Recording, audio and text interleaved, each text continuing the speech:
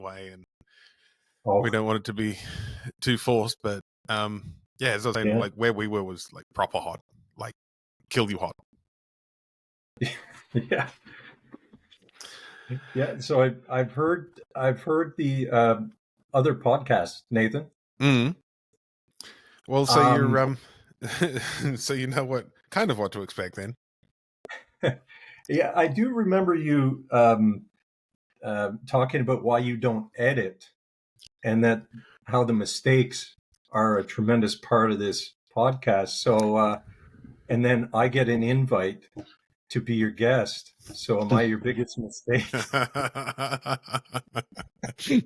Well, I hope so.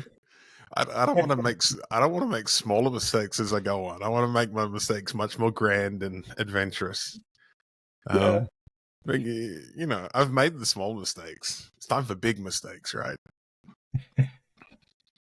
So you go out of the country for those. Well, yeah. Although I think Ben Wright will probably want to claim, that we started with the bar low enough. Like we started with the bar high with Teresa, and then in Ben's opinion of himself, will probably say we lowered it a long way. But no, Yeah. I think the bar was set high and remains high, and I've always found your take on stuff is really interesting, and I just think it's cool to for a whole different bunch of people to hear some of the Richard Lee story, or at least Richard Lee's Yeah. opinion on stuff. Yeah. My story, eh?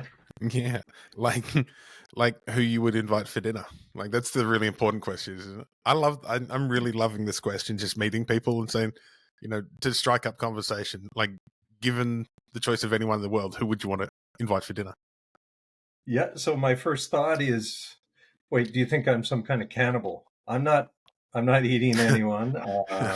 So we'll rephrase it because I understand where you're going with it. Um, this one I do love the question because if I had to choose between living and dead, there's a lot more people that I would actually like to share some time with that Mm. are dead. People I've read books about, um, and most of the books are famous people from history and famous musicians. So it's all over the place. But if I had to choose someone alive today, um, I would choose Ryan Reynolds, but there'd have to be, he couldn't know that I knew who he was. Hmm. So we could sit and talk as two people, not as a famous dude and a regular Joe, because I'd really like to get to know just the person, not somebody with a mask on, you know? Uh huh. Uh huh. So they Why can't Ryan know that I Reynolds? know. Yeah. Because Why he Ryan Reynolds seems specifically?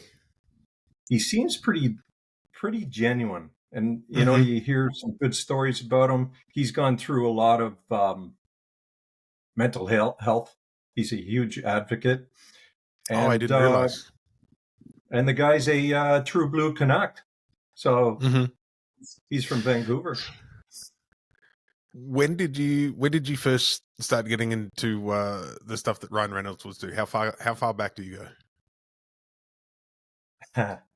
um, Probably when he started to get famous with Van Wilder way back. Right. Yep. Yeah. Okay. That was very. I like that movie. That was cool. But then it really took off the more exposure he got because he really knows how to play with social media. Hmm. Like I when him, I go back to. I still think of him as the guy from Two Guys, a Girl, and a Pizza Bar. He's done well for himself, and he's not the guy on that show that I thought would do well for himself. no, but I thought it was brilliant. Some of the things they used to do, like with him and Hugh Jackman, for Hmm. years had a fake spat Right. on social media where they were taking the piss out of each other. So would you say is Ryan Reynolds like your version of Hugh Jackman? Because Hugh Jackman's pretty popular down here. Like we regard Yeah, him quite highly. yeah, yeah. We have a special place on the fireplace mantle. We have his Hmm. picture. No. Well, that leads really nicely in the next question. Then, would you like to be famous, and in what way? No, Just no, straight no nope. famous. Hmm. I don't like the trappings of the celebrities. um, and I usually always have a but. So the but is Yeah. I would I would have liked to have been the guy that invented the toilet because Okay. I could be a billionaire and no one gives a shit about my life. Nobody's gonna bug me because I'm the toilet guy, Uh but huh. I would have billions to play with. You would, wouldn't you? And that begs a really interesting question. Who invented the toilet? Oh, it was Thomas Crapper. Get out of here. I can't verify that. Oh dear me. Um, so I guess you make dad jokes like that now because you're like a granddad. So your dad joke game has just gone up a level, right? Yeah, I even borrow other people's kids and mess with them, so they feel happy to go home. Uh huh. Yeah. Oh man. All right. Before making a telephone call, do you ever rehearse what you're going to say and why? I think I used to. I think I really used to. And these were times when maybe I was growing my business, and that phone call was everything Uh huh. because it was the next meal on the table. Because they say that timid salespeople have skinny kids. Hmm. So yeah, I used to. I don't anymore. Now, Tell us about obviously, growing your business. um, I think I had a lifetime in preparation to be an entrepreneur, to be self-employed, Hmm. which I've had my own shingle out as a business and tax manager accountant for 33 years on my own. So uh, a lifetime of wheeling and dealing as a kid, just to get those business smarts and schooling to actually know what I was talking about in front of people. Hmm. Um, but yeah, growing the business when you're starting out, obviously you're bootstrapping everything. A lot of people don't understand; they just see this calm on the top, but beneath the water, you're just paddling like crazy. Oh yeah. Yep. Okay, when you're starting out too, you don't have a cent. Everything goes into the business or into surviving, and you see the people that are 15 years ahead of you, and you try and emulate them. Hmm. Um, and if you're lucky enough, you get a mentor. You get somebody that will actually share the secrets. Yeah. Right. Did you get a mentor? I did. I did. I had this one guy. He was my dad's accountant, Hmm. and he sat me down. He said, "No, man, this is what you got to do." He was trying to groom me to take over his business before I even started, and then quickly found out that I was never going to work for anybody. So Hmm. that was that was pretty cool.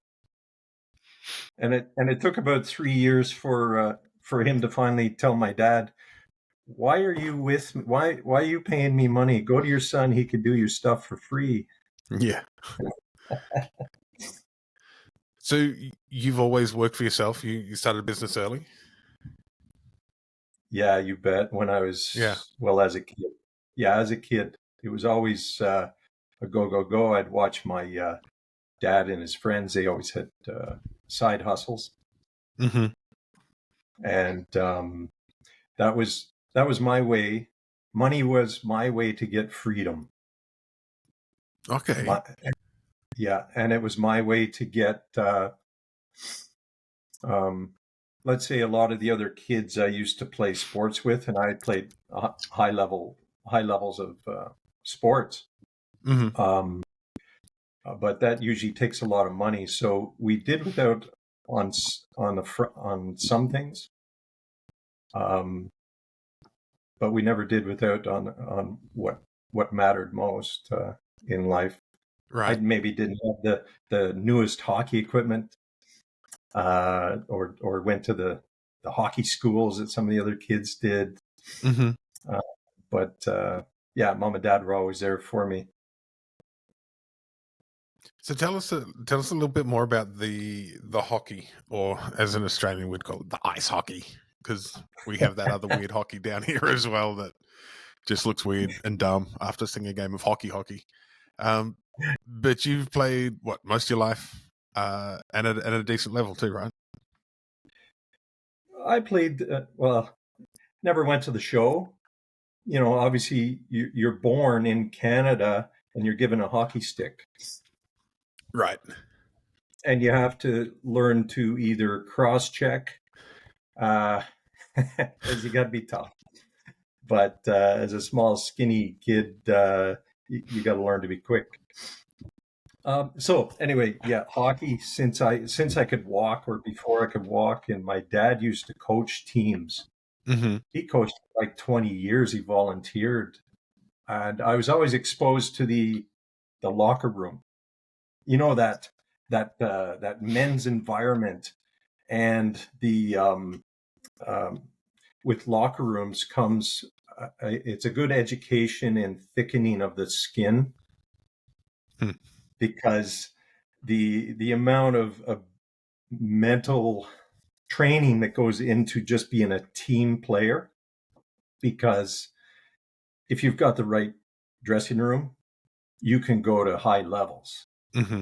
because you'll have guys that'll jokingly make fun of a play you made. And the good thing about Canadians, we're very, very self-deprecating, and we'll joke about ourselves before anybody else can get there. Yeah. Right. But some of my best friends are the ones that ride me the hardest, Mm-hmm. and that comes from some of this team play and locker room camaraderie. And I really believe that team sport prepares you for life, even prepares you for solo sports. Okay. Interesting.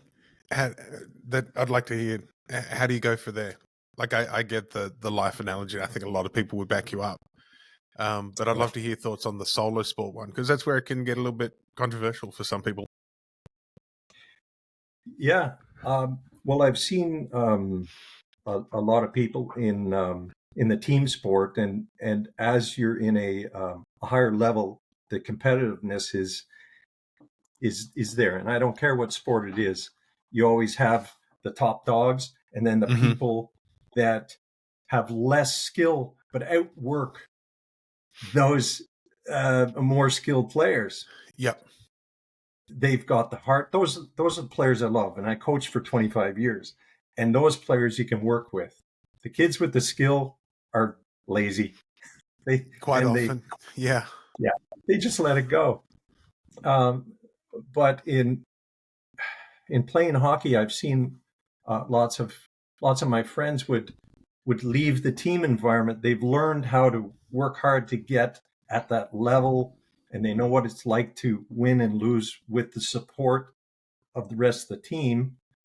And some of my friends have gone on to be Olympic athletes, Mm-hmm. um, like to go off and become one guy became one of those freestyle skiers. Oh wow. And I went, how do you go from hockey to this wonderful, like, you're like a circus actor with Mm-hmm. these two long skis on your on your feet. Is But is that the one that like they go down through the moguls and do the jumps, or so they'll do the jumps, If you ever watch some of these skateboarders where they're doing the 360s and stuff, these skiers Hmm. do it with long boards on their feet. Now snowboarders do it, of course. Wow, man, yeah, Yeah, that stuff's cool. That looks cool. but I do see a lot of people will um, really learn how to train in the group environment Hmm. and then find their footing and go off and be the best what they can be in a solo sport. I see a lot of runners that do Hmm. that. They'll go off and do that. Um, I'm sure you have it in the powerlifting. Yeah, we do. We do.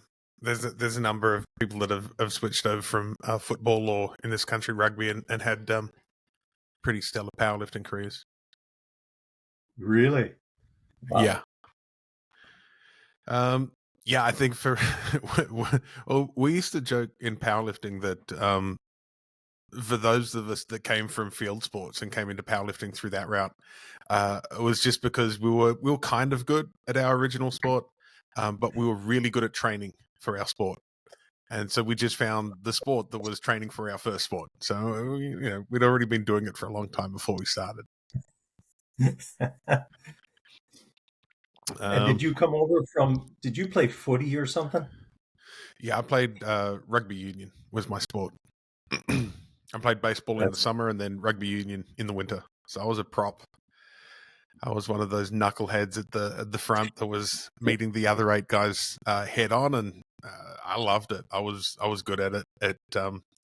To be good, it seems to be good at being a prop. You just had to have a really strong bench press and a big squat, or to and that was kind of what I was good at in the gym. They went well together, and that made me a good powerlifter as well.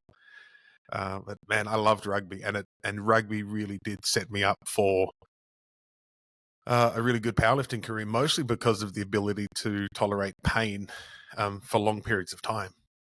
And so the pain involved in long solo training sessions was nothing like a big forward pack coming down on top of you. So yeah, I really I hear what you're saying about going from team sports to solo sports. It really does. I think it's a good progression for a lot of people. Yeah, because what's the alternative? It would be your mom and dad standing over you, teaching you a sport, and you're going, shoot me now. You know, Yeah. All right. What would constitute a perfect day for you?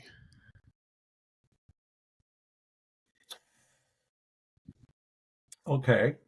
Yeah, I guess it would depend on the day. Okay. Mm, Because um, sometimes when I run dipping events, and for somebody listening that doesn't know dipping events, we'll cut a hole in the ice, pull out, it's about 24 inches thick. We'll pull these ice blocks out. so 24 Okay. inches. What's that like? In Oh, sorry. centimeters, 50 centimeters, 60 centimeters. Like uh, like it's a big old chunk, isn't it? Like it's a big chunk of ice you take out. it is. Yeah, that's right. I'm sorry. I went, I'm talking like American because we're supposed to be metric here in Canada, but we're very Yeah, American. right. We can talk to our Commonwealth brethren and in the appropriate language that the whole world uses. Yeah. So I just converted in my head. We're talking about 60 to 66 centimeters. Wow. Okay, so that's really thick.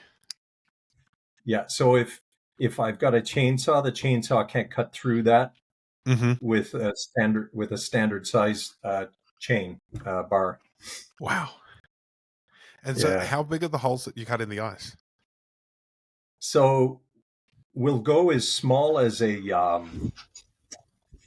just enough for your shoulders. Uh So huh. we've done. So it's just a little solo hole. You go like this, and you just kneel down. It's only about a little over waist deep. Right. So you're not going to get trapped under the ice Uh unless you huh. really try. Um, I like that. Unless you try. but last year it was fantastic. It was all over the news. There's a beach very close to where I live. It's called Britannia Beach in Uh-huh. Ottawa, Canada here. And one day we cut a hole in the ice for three of us to get in at once. And then the next day we showed up and it was a little bigger. And I met this guy who was an open water swimmer. Mm-hmm. And uh, we made a 25-meter swim lane all winter. So 25 meters long by 2 to 3 meters wide. So Wow. him and his group could train, and we're pulling out slabs of ice. Overnight, it would only get to about 10 to 15 centimeters, depending on how cold it gets. Right. But you'd put the ice up on its edge so people don't accidentally walk and fall into this ice hole. Okay. And, um, so that one was pretty amazing. That was a lot of fun. Wow. Yeah. So that's and how often do you start your day that way? Um, it's part of my morning ceremony. Mm-hmm. So I'll get up in the morning. I'll do um, um, I do a lot of stretching, like Yep. it's called the 5 Tibetan rites, and it's a lot of spine work. Like I try and get a lot of oxygen flowing through like the spinal fluid, everything. I try to move, Mm-hmm. and then I'll do a breath work, and then I'll hop in my ice tub. So I've got 2 ice tubs at my house. Uh-huh. Uh, One is outside under this beautiful tree in the gardens, which is just very nice. But in my garage, I have a converted freezer that keeps it nice and chilly. Yep. So it's just handy. But in the winter, we'll go out and do group events. So, wow. Did we ever take a squirrel tangent there? Didn't we? We just got up because you asked me what the perfect day was. Uh, so, the perfect day, if I'm running an event, like an ice sticking event, this is so, beautiful. We're not so going to that edit that anything. that suggests to me that your perfect day is going to have something really closely related to cold immersion in there somewhere, and we'll talk more as to why that's so important for you. Yeah. So let's say I'm not doing a group event. If it's just for me, if it's Mm-hmm. just me, the perfect day, it's going to start and end with the sunrise and sunset. In there, my wife and I will be outdoors. Mm-hmm. We're going to be, maybe we'll visit some friends. It's very important because I love connection, Mm-hmm. but very, very important. I do love the sunrise and sunset, and I like doing it with the right people. Yeah. There really is something about that time of day, isn't there? Yeah, and you could argue one over the other. Some people have preferences. Oh, do The you have a sun, preference? I like the sunrise. I really do. Yeah, me too. Because let's say I had a crap day the day before, and then as that sun's coming up, I'm going, yeah, I'm gonna see how I can build on that today. Mm-hmm. But if I'm stuck with the sunset, I'll say, before I go to bed, tomorrow is better. Sometimes I watch the sunset, just going, "All right, yep, that's enough. I'm glad that one's done. All right, we can put that to bed. That's over now. Let's try Yeah, again tomorrow." Um, yeah. Oh, I here's would have the a campfire after the so sun so campfire. somewhere in between the sunrise and the sunset, so the big meaty part of existence. What would you want to be find? What would you find yourself doing? I like to hike. Uh Um, I do like getting into places where huh. I'm in awe. Like if I see this tree that's hundreds of years old, and you just look up and you go, whoa, Yeah. you know, just takes your breath away. And for me, that's like a fresh breath. It's like, wow, even a cliff face or something, just standing beside it and you're dwarfed and you're going, whoa, that's, and mostly only nature can do that for me. Yep. Yeah. Have you ever found, for me, that sense of awe that wasn't the only one that I think really remember that it wasn't nature based was seeing uh, Jackson Pollock's Blue Poles at the National Gallery in Canberra. There was something about the magnitude of that piece of art that was just, it was awe inspiring. It's an amazing piece, and it's still to this day the piece of art that I've seen that moved me the most, and I have no idea what was going on in that picture. What was it about that struck you? But I don't know. It was because I don't know, to explain a bit more for anyone listening, for those three listeners, all three of you, uh, like it's a fairly chaotic but very uniform at the same time, the way it's composed, and whether he intended that, or where in the process of painting he intended those random splatters that he does with house paint from above, to then start seeing something that he obviously believes is there, and goes, okay, that's now the piece, that's what you're looking at, have at it. And you're just kind of left to to create a picture, or just to explore what he's put out there. And I found that almost moving. It was because there was no structure to it, but it was beautiful and it looked like a thing, but it wasn't anything. yeah, I get that. And before anybody Yeah. asks, I was on a school trip. I was the supervising teacher, so I definitely wasn't drunk or high. There was students around. I was supervising very responsibly. So it was just I just found it incredibly awe inspiring. But for me, like you, I tend to be outdoors when I feel awe inspired. Yeah. So if you were Yeah. leading this class trip, Mm. um, and you didn't like the artwork, but all these students are watching you, are you going to react? Oh, yeah, for sure. Yeah, I'm not going to hide it. Um, Good. so, and I didn't like that was.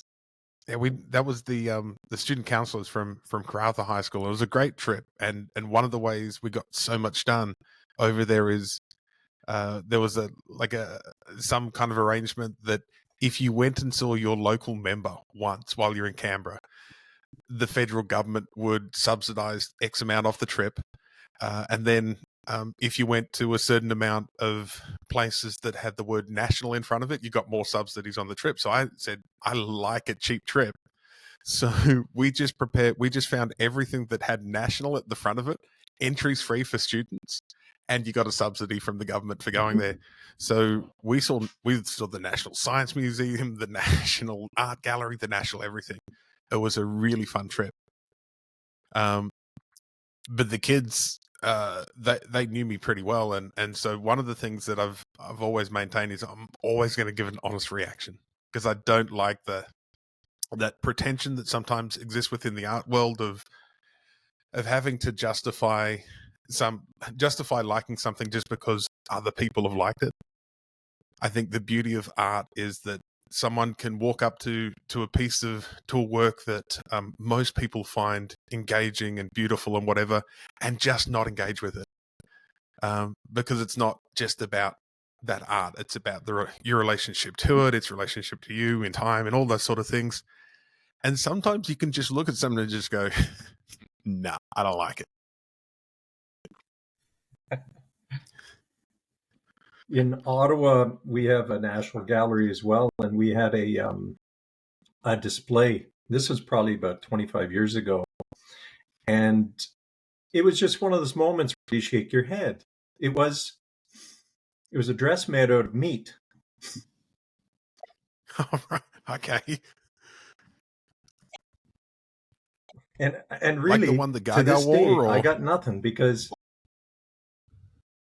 I don't follow Lady Gaga too much, just her music, but not her fashion.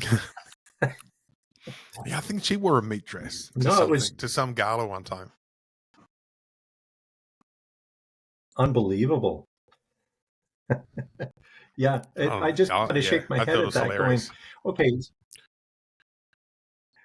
they have a panel of people that are deciding what's going to be our centerpiece, and that meeting, like, are they taking psychedelics? What are they doing? They're going like, yeah, I think a meat dress would be lovely. The flies will be amazing. It's,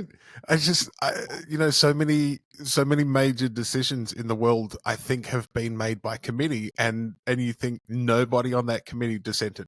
Everybody voted yes to the meat dress. Like, did anybody say, "I'm not too sure about this"? Like, were there any dissenters at all? Please tell me someone dissented to the meat dress. Yeah, even if it was the janitor, he was walking through emptying the can, and he's got, you really Right? want to do that? I got to clean that up. Mm. Oh dear. So, Richard, do you have a secret hunch about how you might die? Or if not a secret hunch, do you have I a had some preference? secret a preference. Okay, so there is a hunch, and it's based on old joke, an old Hmm. joke I used to tell everybody for years. Um, so I figure actually that I'm going to die in my sleep, not screaming like the other three people in my car.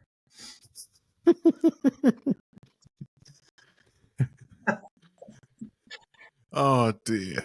Oh dear. For Um, what in so your life do there you is. feel? I'm gonna move. I'm gonna skip on now. I'm gonna go to the next question. For what in your life do you feel most grateful? Oh yeah. Um, Most grateful for a second chance.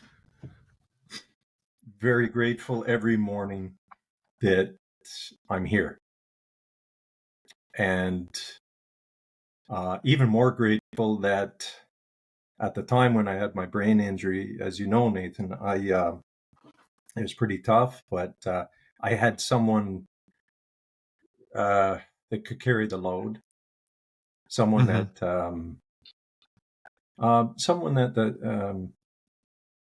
that could be a sounding board, someone that was there for me.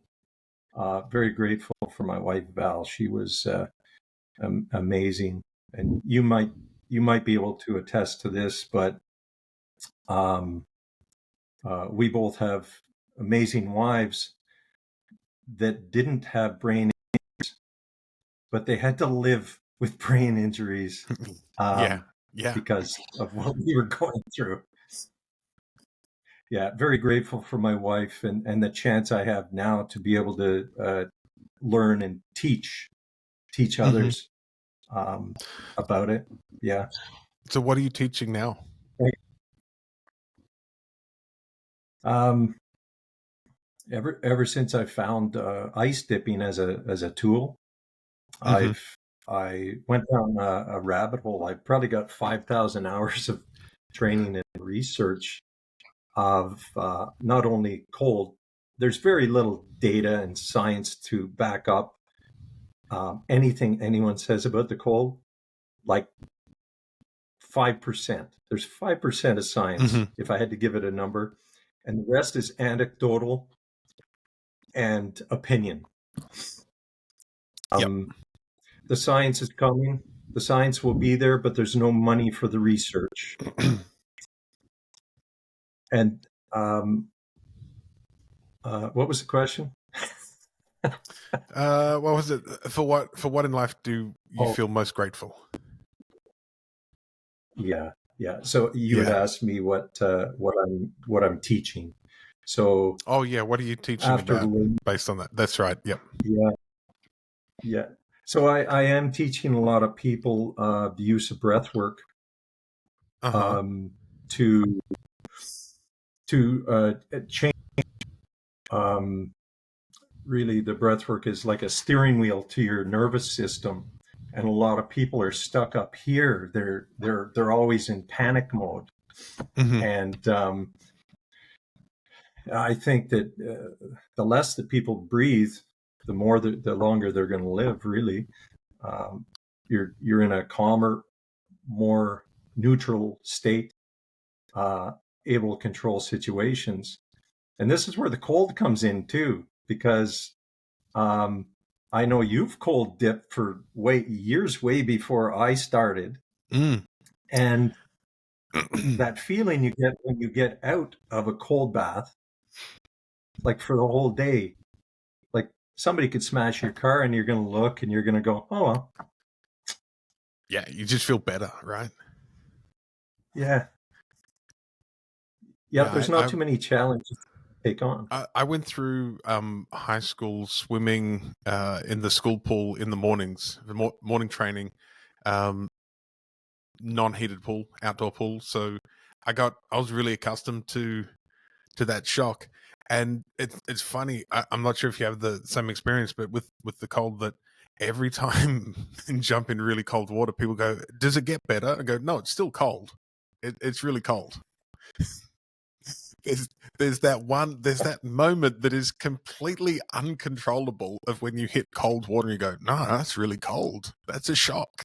It's still shocking every single time. But I think I grew to enjoy the buzz it gave me for most of the day at school, and how better my concentration was in class.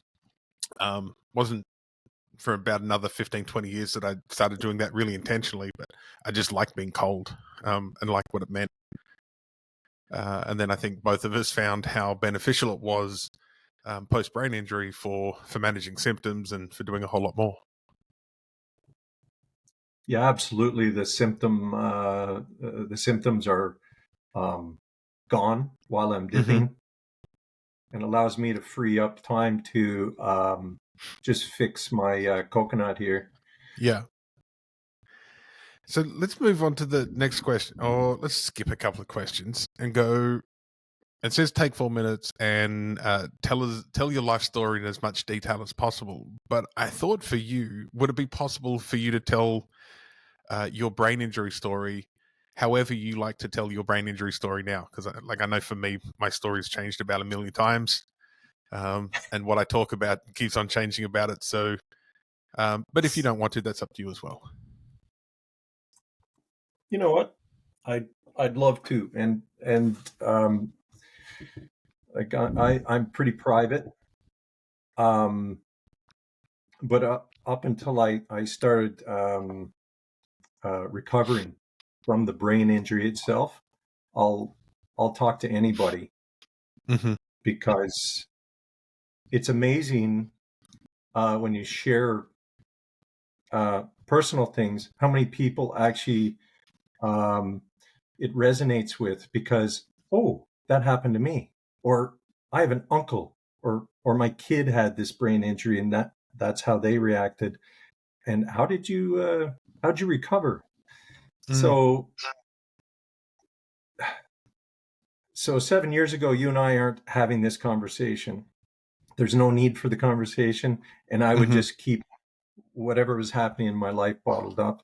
And I find it very easy to share with you anyway, Nathan. You're very, it's just like that between you and I. It's very open and not judgmental. Judgmental in the right way, just enough to laugh at each other. So in 2017, March 2017, I suffered a traumatic brain injury in the form of a concussion. Of course, it happened on the hockey ice. Um, Nothing malicious, just a small takedown. I woke up on my back on the ice, looking up Hmm. as the refs are there and the players are going, dude, what's going on? I got up and very quickly realized that something, I've had concussions all my life, most of them through sport, a few through drinking, but Mhm. mostly hockey. I knew something was wrong. My hand-eye coordination was off, um, and my speech. People thought, "What? Have you been drinking? Is that why you fell on the ice?" I'm going, "No." So something was wrong, and then very quickly, I'll fast forward. My doctor's the doctor was a friend of mine, and he dropped the ball because I used to be his hockey captain. I believe he treated me a little differently, and he wanted my favor. Mhm. Um, like he just wanted to have that locker room experience and rub some dirt on it and go get better. So we skipped many protocols that should have happened, as I've learned now. There should have been, when I had that brain injury, I needed time in a dark room. I needed to then go for assessments and scans and change my diet right away, like until we could figure out where I was with a concussion. How bad is it? So I spent 4 years of trying to figure this out for myself, which is hard to do, which is very hard to do when you don't have other friends that are going to share what's going on with their own brain injuries. And any of the books I was reading, there wasn't much that I could understand. So it was well, one of our close friends. She is an RCMP officer here, and this was during COVID. We're on a Zoom call like this, and we've got a bottle of wine, and her and her husband have a bottle of wine at the other end of the screen. And she is just vibrating. She's bouncing up and down. She's so excited. I said, "Hey, what's going on?" And she said, "Oh, I've been ice dipping." And I went, "Hold on. I've read about this, and it's come across my path. This is the third time in like 2 months. People are talking about this ice dipping." So I said, "Well, can I come and watch?" So February in Canada, that is when you will find your ice. If you're ever Right. looking for ice, I will invite you to Canada in February. And we went to the St. Lawrence River. So it's a river between the United States and Canada. And I was wearing full parka, like I am in minus 40 gear. It was minus 27 that day. Woo. And then if you were going to add the wind chill, you're looking in the minus 30s. But I'm watching. That's nuts. There was two people from the RCMP Tactical. There was a homemaker, the most stressed person job that you will Mhm. ever have, and they took off their clothes and went in this freezing cold water. I'm standing there freezing my Gennardlies off. They get out and they're dancing and getting dressed, and I said, "Yeah, I want to do this. When are you going to do this next?" And they said, "Tomorrow morning." So February 14th at 8:36 a.m., I went in the ice for the first time in a small river near my house. I had some. It was the same RCMP officers that took me, Mhm. and they all do it for PTSD. And they said, "Sure, come on in." Took me in, sat down, got up. I phoned my wife right away, and I said, "You're not going to believe this. I can walk and talk perfect. I'm thinking clear. And I was euphoric. And I said, holy crap, I want to do it again. So I then started ice dipping for about 180 days straight and logging everything like water temperature, time in the water. And then I said, I need to know more. Why is this helping? And nobody could tell me. My doctor Hmm. didn't know. Nobody could tell me.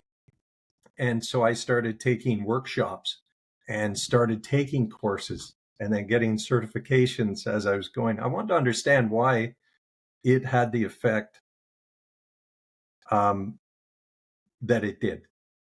And the more I learned, I went, well, it's just not going to help me. It's helping others.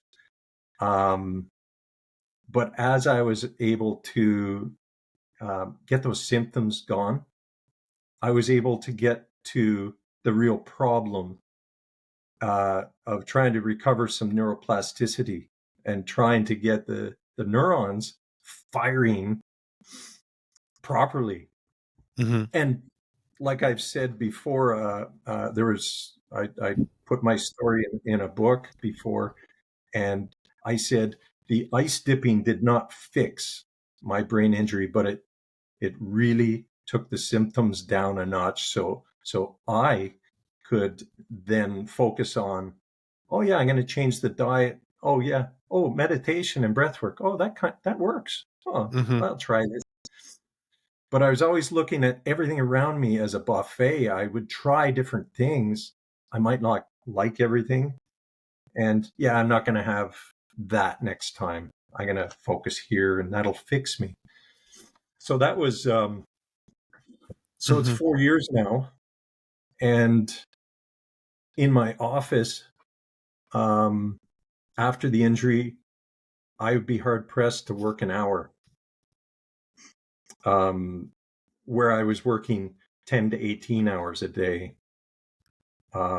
Now I'm up to 4 and 5 solid hours Hmm. that good work, which which is good.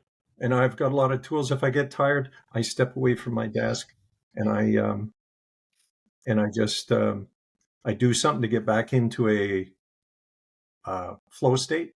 Hmm. If that makes sense? Like, yeah, I need a break. This isn't helping. It's not helping anybody if I'm sitting at a desk. I'll go out and do something, or a breath work or something like that. Um, so in the last 4 years, it's been a lot of reflection too, because as shitty as the brain injury was, I, I I think it was one of the best things that happened to me. One of the best Yeah, things that's going to be hard. That's hard for a lot of people that who haven't been injured to accept. We've found. So, are yeah, you able to explain that a little bit more? Because I think a lot of people will resonate with this. yeah, absolutely. When I told my story, it was Jason Donnelly asked me to put my story in a book he wrote called Cold Feet, and one of my friends in a we've got a hiking group here, a men's group, and he read it, and I'll never forget what he told me. Now he's a little bit younger than I am, and he said, "Rich, um, that was as if my future self was tapping me on the shoulder." He said, because I was a lot like you, I was working 15 hours a day and burning myself out. And yeah, like doing all the what you're supposed to do as a parent. You're running your kids here, you're running your kids there. You're supposed to be earning money. You have to have this car. You have to do that. You know what? Nowadays, I really don't. I really don't care about a lot of that stuff now. It's just stuff, and and it was nice to step off that hamster wheel and take a breath. Um, so apparently all those hippies were right for years. You gotta stop and smell the roses. Oh, the hippies. But the fact that the injury stopped my life dead. It was there, like um, in a society where you're judged on your ability to perform, Nathan. I couldn't perform, and coming from sports where I had to excel, um, your your purpose, you question it. So for 4 years, it was pretty dark times, really, really dark. And I spent a lot of time with people on that because, um, and I've known yourself, actually, you're a good model for me to be vulnerable. Like, it still impacts me to this day. Sorry, because I noticed the impact you had on me by just being real and vulnerable. Yeah, this happened to me. Um, I'm I'm moving forward. Um, and when I approach it like that, people see the sincerity. They see no agenda. Like I have nothing to gain from helping somebody through their own painful situation by just sharing my own crap. Um, and the more I talk about it, the less power it has over me. I know that's getting a little deep for a podcast here, but yeah. So, one, I am grateful for you, my friend, because when I needed that teacher, and go figure, the other side of the world, I found him on a beach.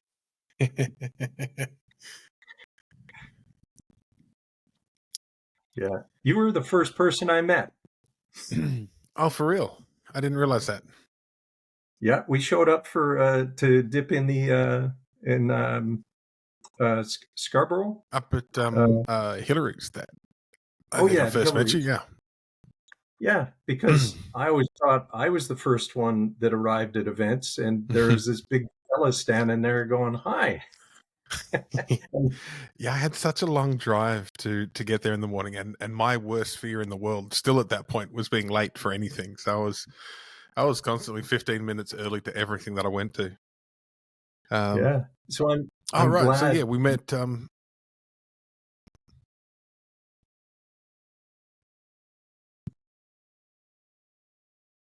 sorry, Go ahead. after you, Richard. Oh yeah, yeah, yeah. So I'm so like I reflect on that quite a bit. The origins of at the time going through the brain injury, there's no way I could have imagined or seen the light. Um, and then Mm. you just kind of put your foot in the door. That first dip was hope for me because I went, holy, and all those thoughts went away. Any of those dark thoughts of self-harm, they went away for a time. Not saying, they don't come back. But I can keep that in check, and I can keep trying new things. And I've heard you say once, and I loved it. You fail forward, and that that's very true. I wish it was mine. That's Apple, isn't it? Fail off and fail forward or something. And all the tech people out in Silicon Valley. But I think I've been saying it long enough that I can claim credit for it. I've got a this is my quote stealing. Just to make sure you begin by referencing, so the first time I repeat something, I'll say, my friend Richard told me such and such. And then if I've said that a couple of times, I go, somebody once told me that thing happens. And then, as I always say, this thing always happens. I've been saying it for years, guys. I always say this. This is my saying. So you just eventually you slide it, just like Facebook attributions for quotes. Just say what's his name? The American author that gets everything is a quote of his. for the last few years. It used to be Abraham Lincoln before that. If you I've just said seen Abraham Sam. Lincoln said it, then it's all good. No, I think most recently everybody says it's Morgan Freeman.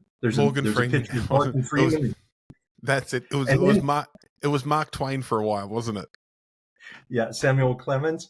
That's it. Yep. Um, but then when somebody puts a picture and then a quote underneath it, and I hear Morgan Freeman's voice, like in Shawshank Redemption or something, like Mm-hmm.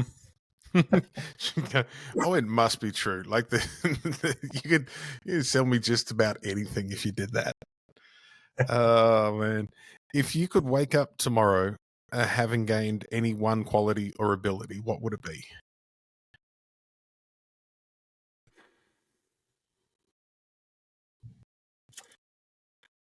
okay. Um, I'm gonna, like always, I'm gonna have a little bit of fun with this because I did put some thought into it, so we're not throwing it away. Um, so first off, I think that any of these powers, they have to be earned.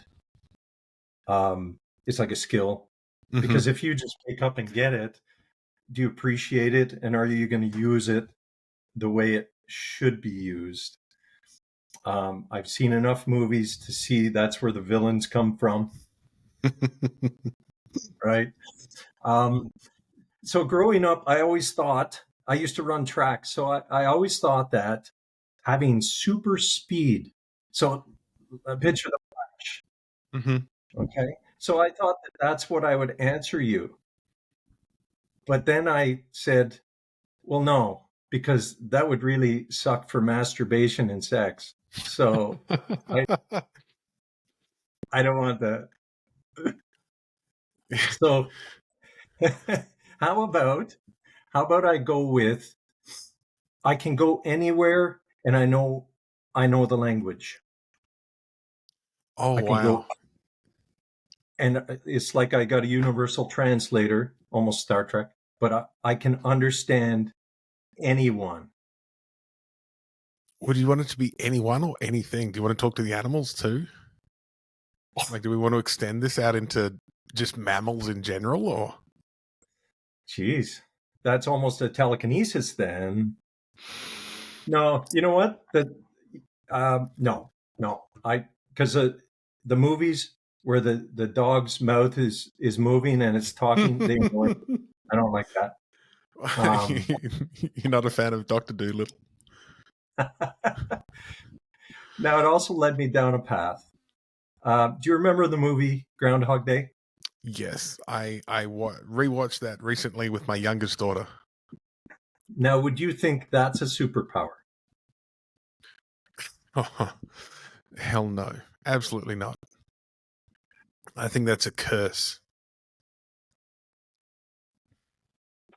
Yeah, he did.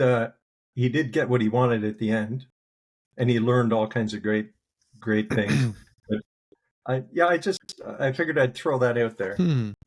Have you ever? I'll throw something back at you. Have you ever noticed that Bill Murray is so much funnier at the beginning of movies than at the end? Like the last 15 minutes of every Bill Murray movie, they just make him a nice guy at the end. I've gone, no, he was funnier before when he was taking the piss out of people and being mean. Let's keep him funny. We don't have to make nice Bill Murray. Let's get funny Bill Murray. So when Bill Murray was in Caddyshack, I thought he was just out there, like talking about his story with the Dalai Lama, caddying for the Dalai Lama. Yep. Yep. And I think I learned a lot of weird from Bill Murray in that moment. It was amazing. Oh man, I think Caddyshack is still one of the greatest movies. And it hasn't aged too badly. Like I find a lot of some of those movies that I laughed at a lot when I was very young and go back and watch. I cringe a little bit and marvel at how far society has progressed in that time. But there's a lot of Caddyshack that I still laugh at today. Yeah. Now I wonder how Rodney Dangerfield's character would hold up. I haven't watched the movie in a bit, but I'm guessing terribly. I'm guessing it would be horrible nowadays.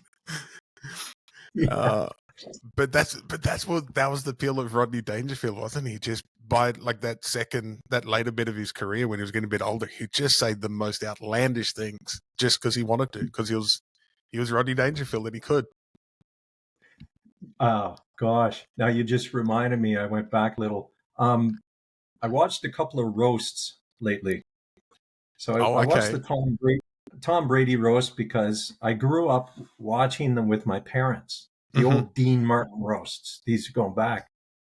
But I watched the Tom Brady one, and it really, for me, it fell flat.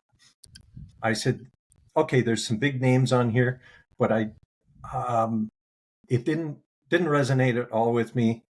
Um, yeah, I didn't enjoy it as much as I thought. So I said, I'm going to go back and I'm going to watch these old roasts, like the Rat Pack guys, like Hmm. Dean Martin. It's one of my, I love that guy. Um, and then you get a guy like Don Rickles. He gets on there, and you go, oh wow, he what he could do to some people today, people that trigger at the littlest thing. Oh, he would send conniptions throughout the world, man, if he was still doing bits today. Yeah, he went hard, didn't he? Yeah, yeah, and really, back then they weren't swearing. I think the worst he ever said was he'd call somebody a hockey puck. But Oh, wow. Okay. yeah, so the old humor, there there was a line they never crossed. Hmm. It was it was goofy humor. It was a lot of inside stuff. Obviously, that's where good humor comes from. But the comedians now they figure they have to shock. Seems that way. Um, Rich, is there something that you've dreamed of doing for a long time that you haven't done? And if there is, why haven't you done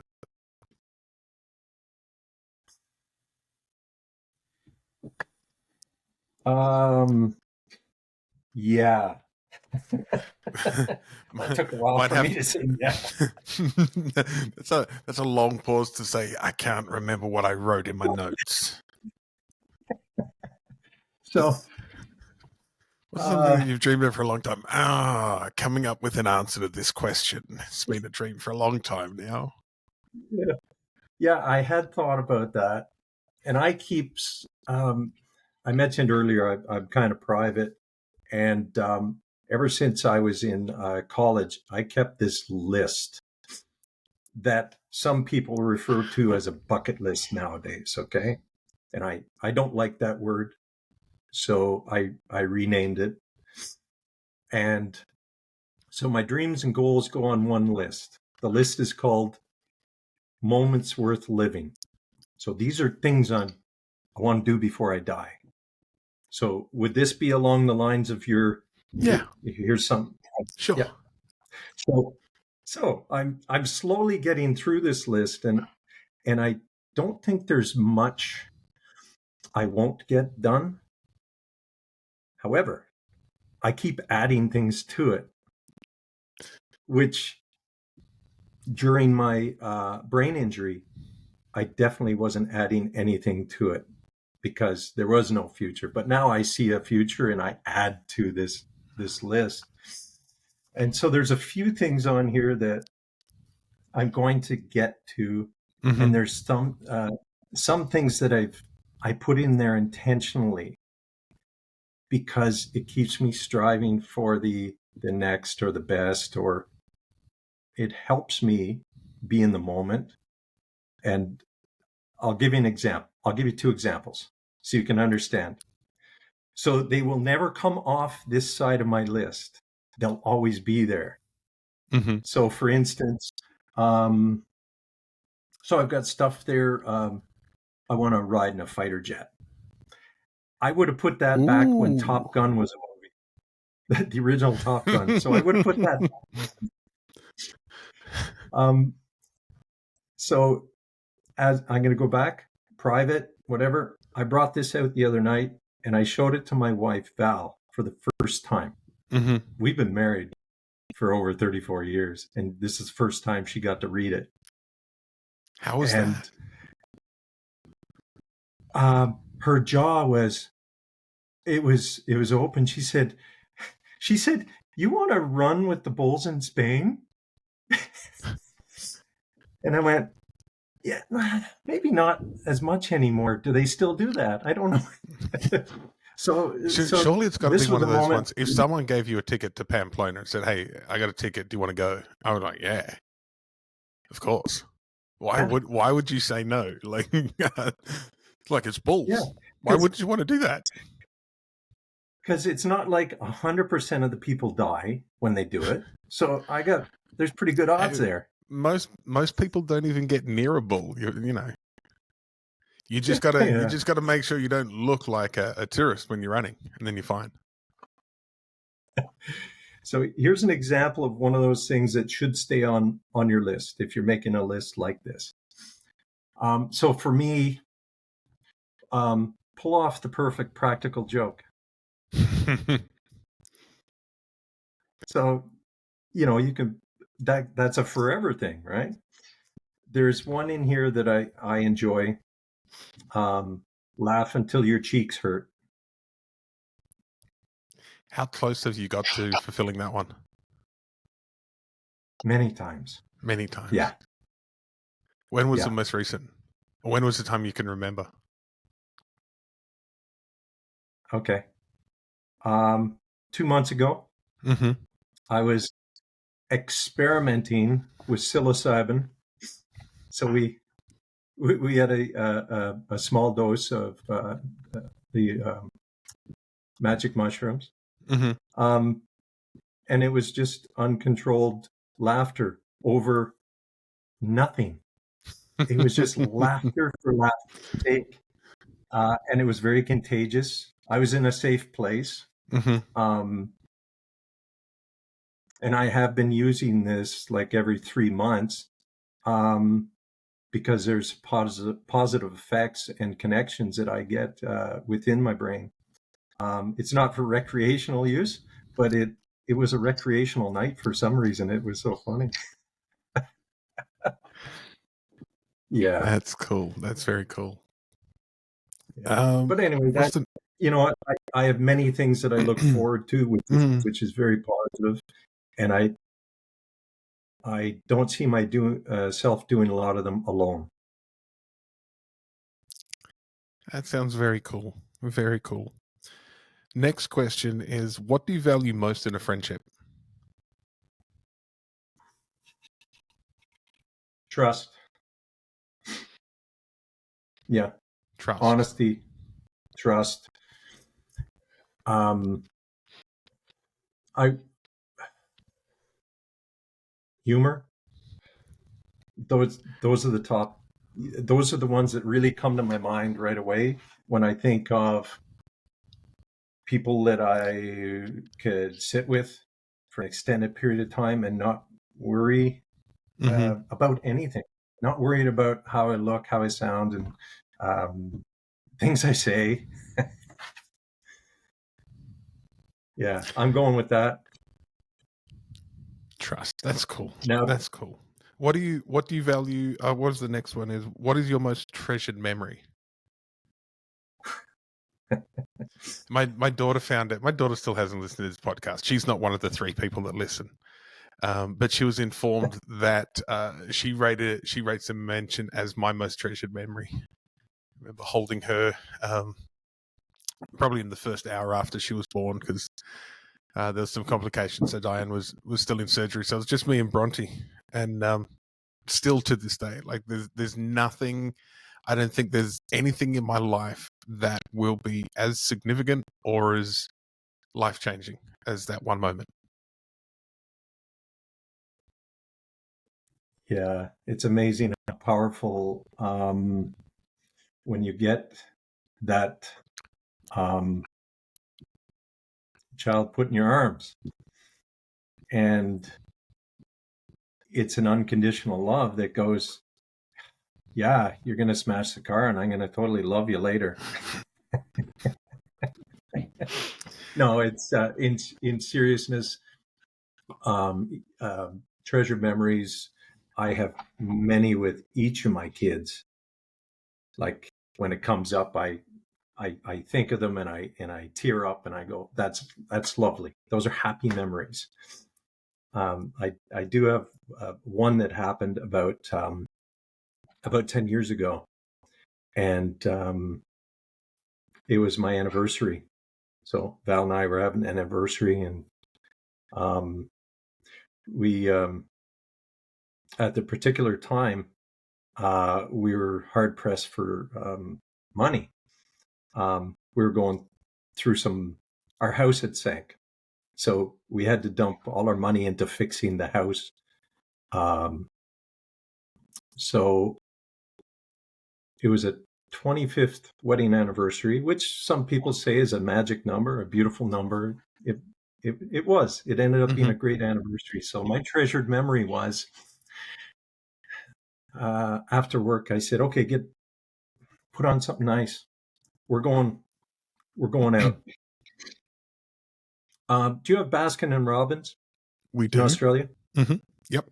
Okay. So we went to Baskin and Robbins, and we sampled all 31 flavors with the little wooden spoon. We sampled all 31 of their flavors. That is outstanding.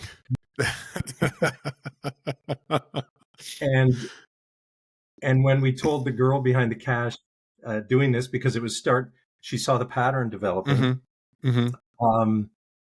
And we told her it was our anniversary, and she was all in.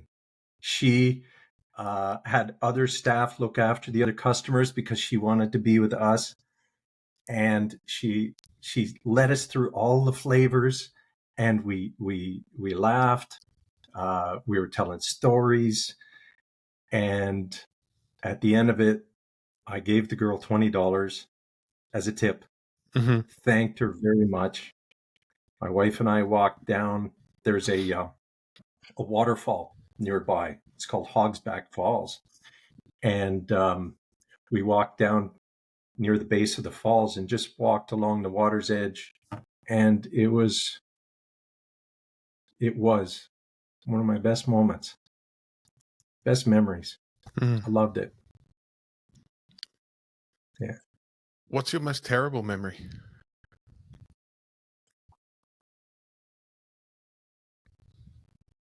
After my brain injury, without a doubt. Yeah, that was a tough time for everybody. Now my kids had moved out during that time, so we were working on that and working through that alone. And of course, being private, I wasn't asking for help in the right places. And these are mistakes you make, and you need those mentors in life to not fix stuff for you, but to act as a guide. Right? Now, do you have people you'll go to just for a quick conversation, just to hear it come out of your mouth?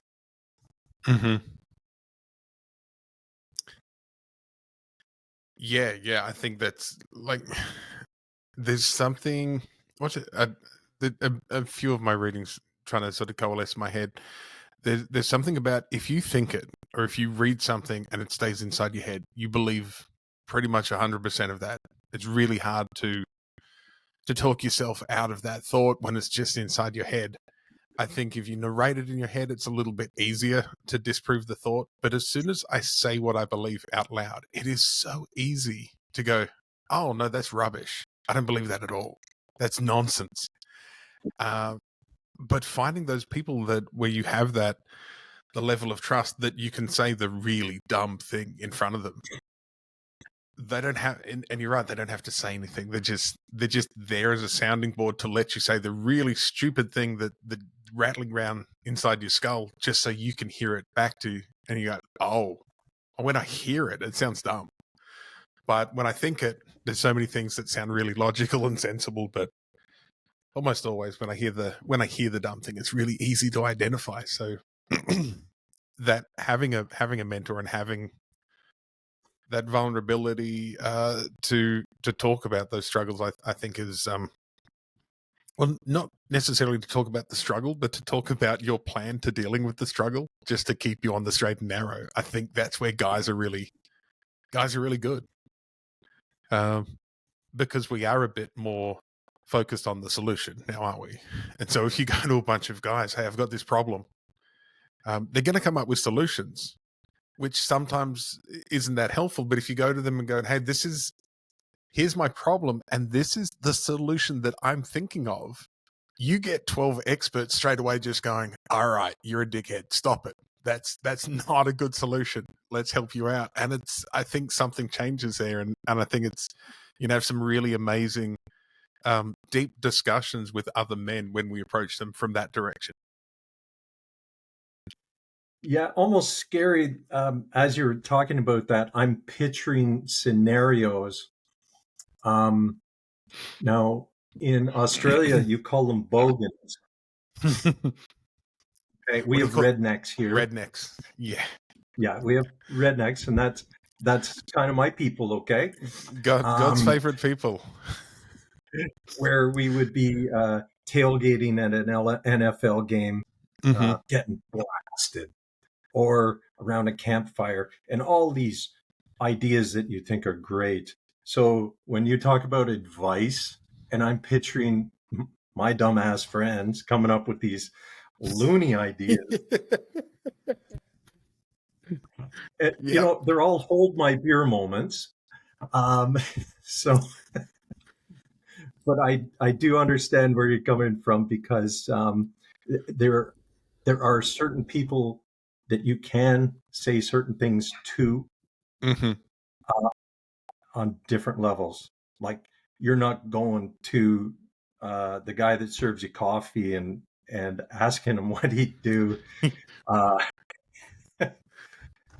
for life lessons. Right. That would make for a very interesting exchange first thing in the morning, though, wouldn't it? I'll have a double espresso and your opinion on where I should invest $20,000 this year.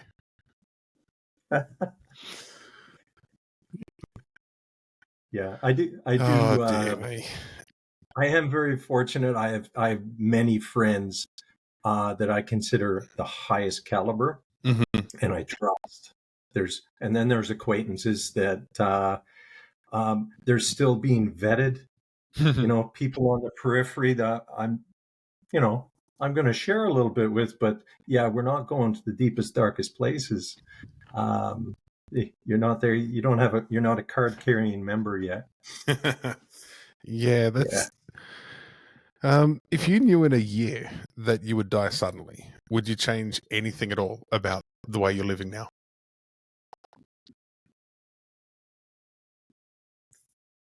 Yeah. Yeah, I would. That surprises me. Yeah. Well,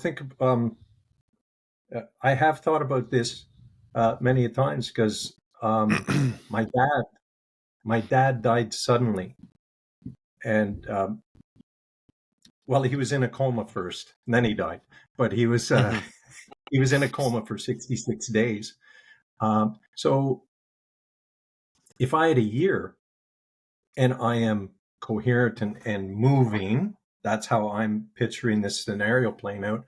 I have time to hug my wife.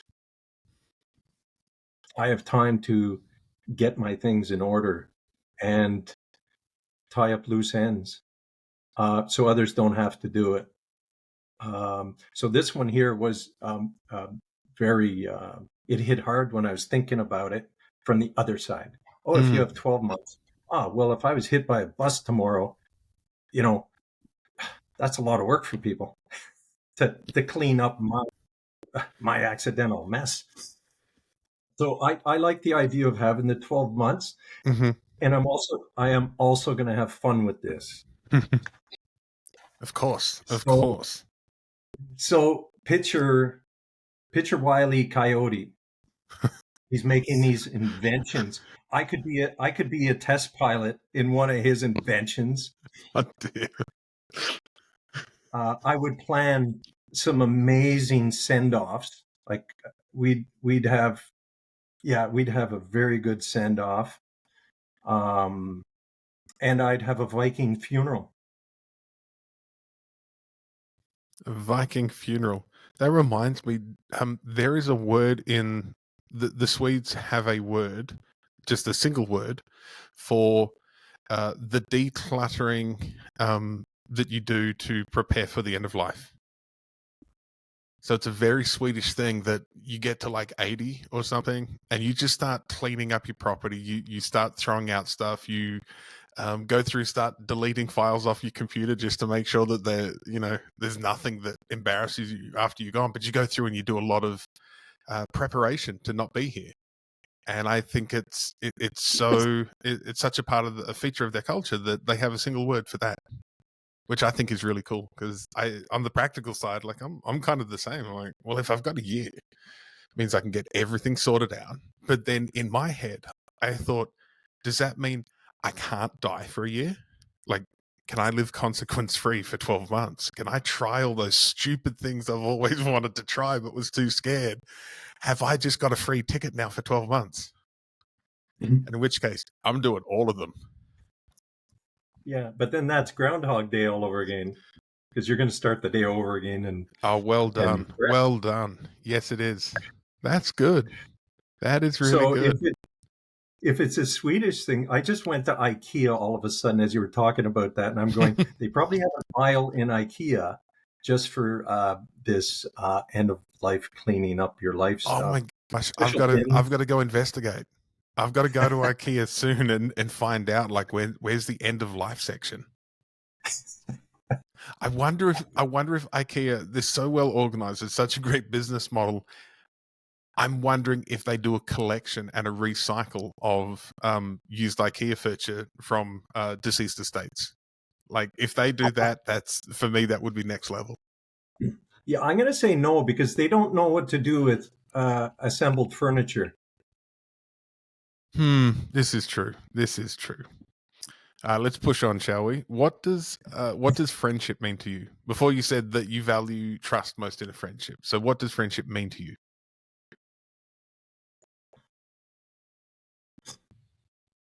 Um, yeah, yeah, we touched on this a little bit because there's a difference between the acquaintances and the close friends that you have um, those good moments with. And I don't mean I'm out with my buddies and we're pouring our hearts out all the time. It's we're out playing sports or we're out in nature and we're just acting like 12-year-olds. It's fart humor all over again. You know what? A long time ago, I started noticing that some people will contact you and reach out or send you a message just out of the blue. Then there's other people that reach out to you when they want something. Like appearing on a I podcast. your biggest mistake yet, yeah. I have a very big distinction between the two, and I will keep people separated. And I'm very loyal to the ones that are true friends. Mm-hmm. Yeah, good question, Nathan. Thanks. How much do you think team culture has played in forming that? Like, because I'm going to guess it's played a huge integral part of, because if you're playing on enough teams, it becomes pretty easy to work out who you can trust quickly and who should always just remain an acquaintance. Yeah, yeah. Well, in the teams, it's always easy to sort out your connections. Mm-hmm. um, just because a lot of people, um, their actions, you notice their actions, and I'm not just talking during the sport, but you notice their actions in their everyday life. And these are clues. These are similarities to yourself, and these are people you're drawn to and attracted. And then you try it out, and you say, "Yeah, we're friends," and you do more things together. Mm-hmm. Um, So the team sports gives you a chance to pick from many people at any one given time. Whereas if you're a professional speed walker, then you don't have too many people to pick from to become friends unless you start a club of speed walkers. The yeah, I don't want to lose my train of thought here. No, I'm going to make you lose it now because now I want to know: is there a Winter Olympic equivalent to speed walking? Because I think speed walking in the Summer Olympics is bizarre. It's like somebody's going, "How good are you at running a marathon?" Well, I'm not very good, but if everybody walked, I reckon I'd be very good. And I just think the idea of going, well, could you get there any quicker? Like, why are you walking? Like, have you heard about running? Like, it seems to be easier, and you'd get there quicker. Like, why don't you just do that? So I wondered then, is there a Winter Olympics equivalent that us Australians wouldn't know about? That's every day. That's when everybody's falling on the ice. You gotta walk. You gotta keep your buns really tight and a small shuffle. It's the equivalent to speed walking. There's no medals for it. You just don't break a hip. Now, funny with the Olympics that just happened, we were following that quite a bit, and afterwards, I got something that came across my feed, and there was a 70-year-old Canadian woman that just broke the world record for a 100-meter dash for people over 70. And then I went, holy crap. And so I went online, and yeah, they got all these events, the Olympic events, for people all the way up to 105. And I'm going, okay, I know the hurdles are a little lower, but I've seen my father-in-law walk across a doorstop, and I'm going, yeah, he's not breaking any world records there. And then I said, well, what don't they have as a world record? And would you believe me if I told you there is a world record for running backwards? I'm not surprised. I've watched AFL boundary umpires for years, and if one of those guys doesn't have the running backwards record, then I'll be very surprised. So I believe Usain Bolt's world record, 100 meters, is 9.58 seconds. Yep, that sounds correct. Okay. What is, just guess, the world record for running backwards? I'm going to go 12 seconds.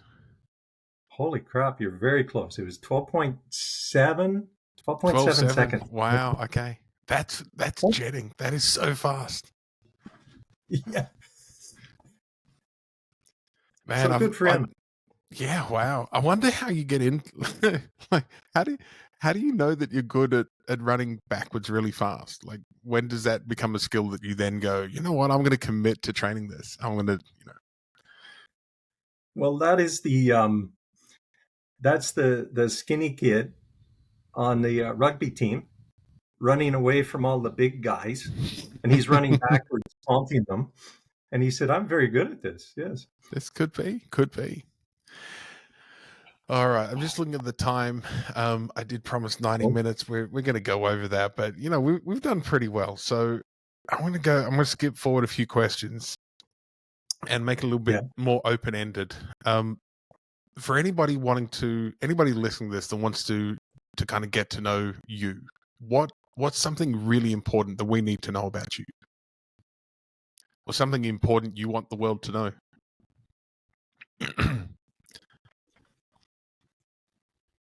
Because don't you worry, my 3 loyal listeners will tell everybody about this. Give me an example. What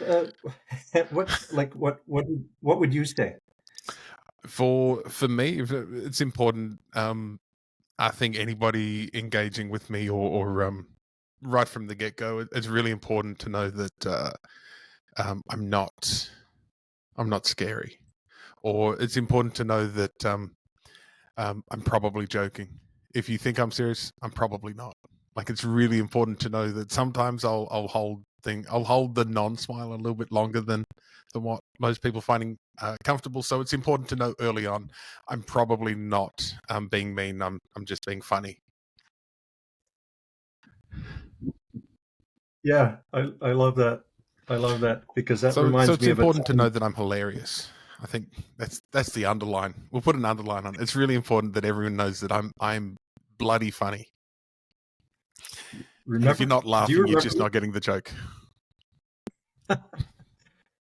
Remember that time you told me you were hilarious, like 20 seconds ago? Oh, that was awesome. It was good. It was funny. We laughed. There was many chuckles to be had. I think it makes it so much easier if you tell people that you're funny. Um, my eldest daughter Bronte has been doing that for years now, and I've jumped on board with it. Like, it just removes confusion. Like, when people, sometimes you might drop a joke, drop a line, and people don't laugh. They don't know that it's funny yet. So, if they know that you're funny, they know that they should be laughing at that point, and that if they laugh, eventually they'll understand why it's funny. And then take it one further, and then you say, "What are you laughing at?" Almost like a Goodfellas moment with Joe Pesci. Hey, you Oh think I'm man, funny? yeah, for anybody that hasn't watched that scene about yeah, why am I a funny guy? You calling me a funny guy? Come on, tell me, tell me. I just that's such an outrageous scene, but and Joe, I think Joe Pesci had his absolute best. Yeah, absolutely. When was the last time you watched Goodfellas? Probably last year I watched it, but I have quite a strong moviecation. I Mm-hmm. have, um, um, and I'm able to retain scenes and lines of my go-to movies. Oh, do you have go-to movies? Like when you're in a certain movie, you gotta watch a movie. Oh, my when I worked as a chaplain and a counselor for a long time, I would do like a fair amount of trauma counseling, and on those days I'd normally watch if I just want to forget the world and remember that the world can be fun and silly and we can just laugh. I would always put on Anchorman with Will Ferrell. Like, there's that it's just such a ridiculous movie with so many quotable lines that it's like, if I'm feeling bad, let's just chuck that on. That'll give me a laugh. Like, I don't even need to watch it. I'll just start talking through the movie, and join Yeah, in. So yeah, Anchorman is a go-to for bad days. yeah, I love Lamp. Brick, do you really love Lamp, or are you just looking around the office saying you love things? Yeah, yeah. Tell me what it's like, Ron. The frisky times. No love, Ron. Oh dear me. So what are your go-to movies? Give us a top 5. All right. So they usually go in series because I like that stuff. So the Naked Gun series, okay, which Yep. is I'm going to include airport or airplane. Airplane. Yep. Yeah, okay. Because sure, surely your joking is going to be funny for the rest of time. I'm not joking, and stop calling me Shirley. Yeah, yeah. Leslie Nielsen is a gem. Oh, It, you he know, is. He is. I love the Naked Gun movies even more so now because of OJ Simpson.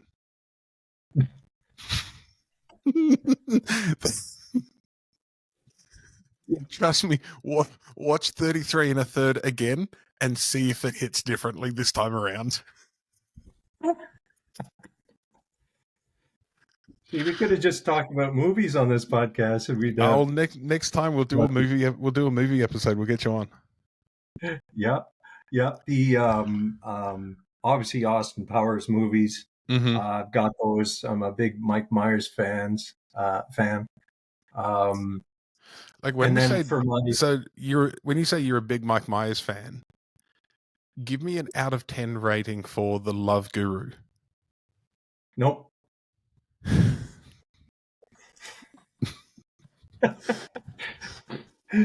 Sorry, it never happened. All right, so we've got Leslie Nielsen and the Naked Gun series. We got Mike Myers and the Austin Powers series. What's coming in at Yeah. 3? I'm going to go back to my teenage humor years, American Pie series. I love I love the way they did it by showing the different personalities of these high school kids, almost Mm-hmm. like a Breakfast Club style. Because you got the jock, you got the nerd, you got all these different people, and it was just the awkwardness of Jason Biggs' character, Jim. Oh yeah, he made it. He was brilliant in that. Absolutely. But then you had guys that we can all identify.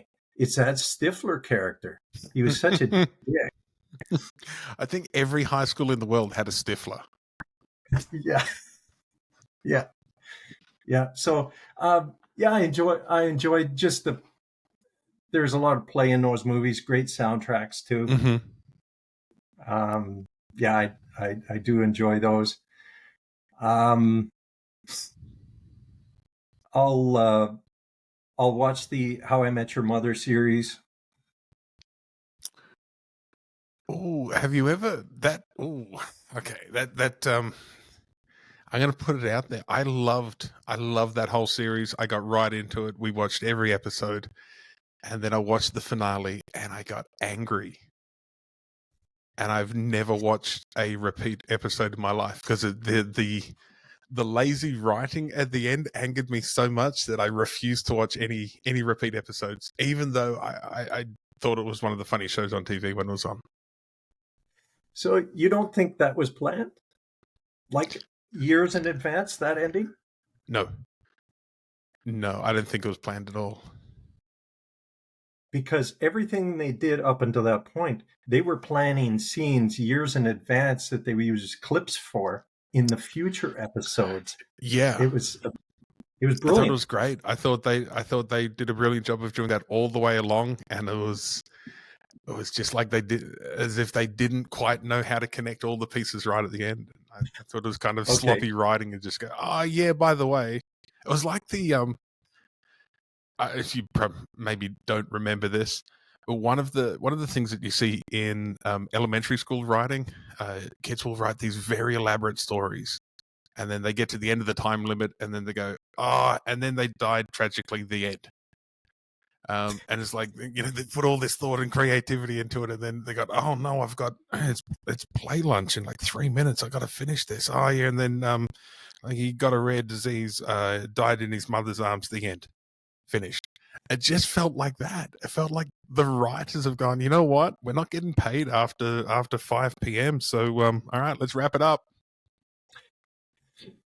Yeah, I'll give you that. But then if you go ahead and watch an episode of How I Met Your Father, then you come back and say how wonderful How I Met Your Mother was because That's did you what was your opinion of that 70s show towards the end, the last couple of seasons?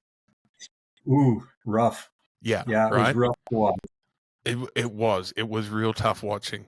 I did the same with I watched the pilot for that 90s show, and then all of a sudden the final season of the 70s show is quite good. Yeah, didn't suck as much. All right. All right, let's see. We've got a few questions to pick from. I'm gonna go for I'm gonna go for the last two. We'll just skip the embarrassing one. I don't think you get embarrassed that easy, but this one here, I'm really intrigued because for everyone that I've asked so far, it's just it's a difficult question to ask, and you can hear me talking all around it already because I find it difficult to ask and difficult to conceptualize for myself.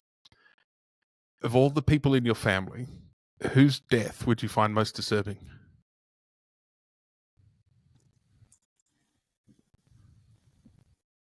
Yeah, yeah, you would have picked this one. Yeah, because it was the one that I've been tiptoeing around. just poking it with a stick for a couple of days, thinking about it. That's tough. That's very tough. It's a tough question, isn't it? Because equally, each one of my kids is painful. I don't. You can't. I just don't want to go there. A friend of mine recently lost his own son. I can't imagine what he's going through. So you know what? Any one of my kids is going to be painful, truly, for sure. My wife already knows that it would suck if she died. My grandkids, that one might be painful. Like I said, when I was poking this with a stick, I wasn't giving it a lot of thought, but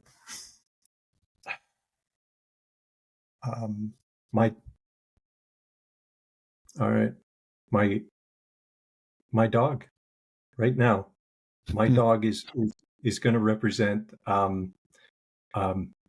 big loss, and you may understand when I explain why.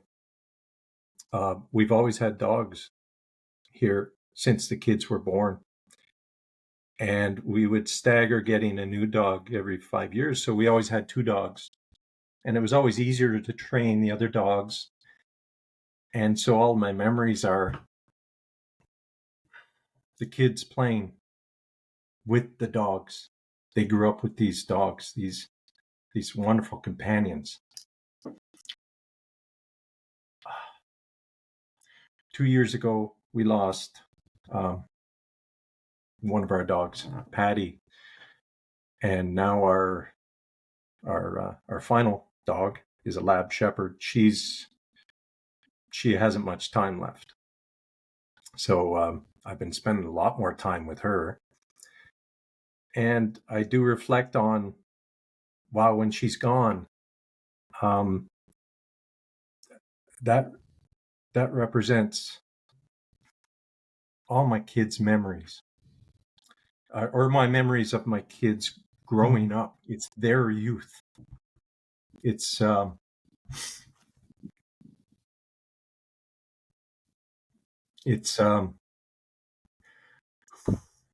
family evolving through the years. It's very very happy. I'm crying now, but they're very happy memories. What's the memory right at the front? It's bliss. It's I know that we didn't always have a guide as we're raising our kids. We did the best we could. And I've told my kids this a lot. I said, we didn't do everything right. Take all the good things we've done and move forward with that, and put the rest of our bad decisions in a trash bin, and don't carry that forward. But I think we did well. You know what? We have adult kids that are going on and realizing their dreams. And I can bring everything back to these kids experience life and learn play. And it's tied to, here we have a family pet, the big part of the family. Because when you have a pet, that's a distraction for you and a happy time, even when everything goes sideways and life is shit. Your dog gives you some good.